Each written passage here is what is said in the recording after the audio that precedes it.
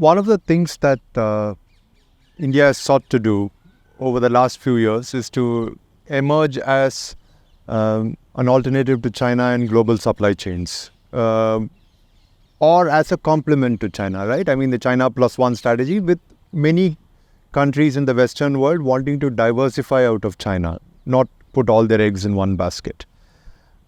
Is China actively blocking this process in some way? And I'm asking this with the specific focus on what happened with Tesla. No. There's no, to the best of my knowledge, there's no connection at all between Tesla and supply chains at all. Look, what is happening with supply chains is, there are, to my mind, two broad drivers. One is the manufacturing technology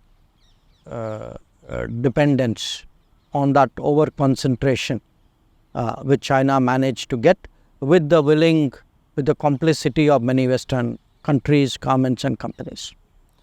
So people woke up to it during COVID and said, oh my God, so many things go through China. So there will be economic de-riskers, there will be political de-riskers. That's like broadly you can say a manufacturing technology supply chain.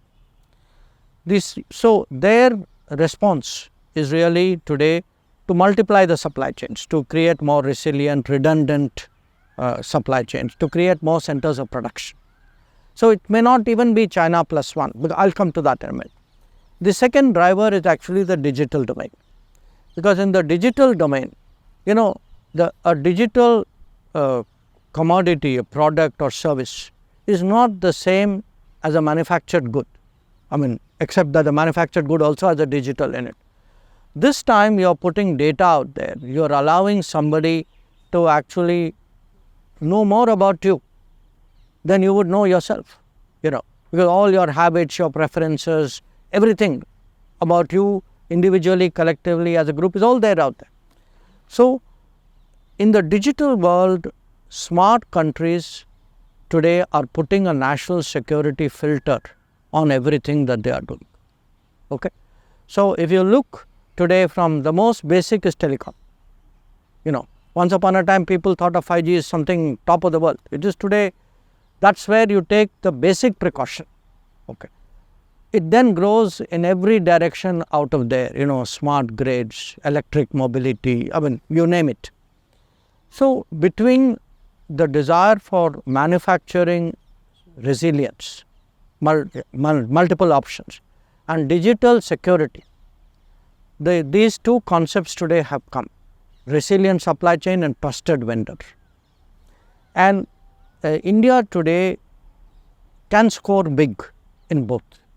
In fact, one of the initiatives of the Modi government has been that a domain like semiconductor, which is so important, I mean, today, in a way, the chips will determine economic growth and even balance of power in many respects. This is the world of AI, it's all about chips. Now we have got left way behind, because you had people in charge of this country who are also anti-manufacturing. I mean, even today Rahul Gandhi and Raghuram Rajan continuously attack any efforts in this country to manufacture. Rahul Gandhi makes fun of Make in India. Okay? If you do not do manufacturing, I mean, A, you will not get that employment numbers. B, you will not get technology. I mean, nobody builds technology on services. You need manufacturing to build technology. Okay?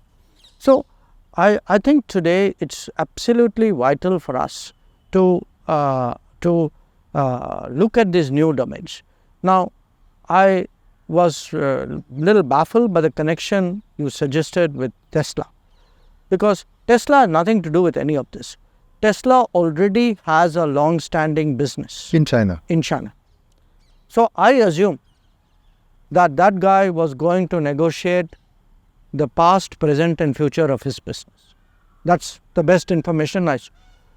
What he was discussing with us was a new business. It's not for him an either or. I mean, it's not he's moving his China factory to India, or by going to China he is not going to act with India.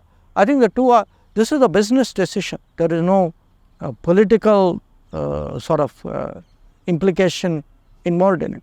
And as someone who spent some time in the world of business, I think you look at existing investments with one lens, you look at new decisions with another lens. Don't confuse the two lenses.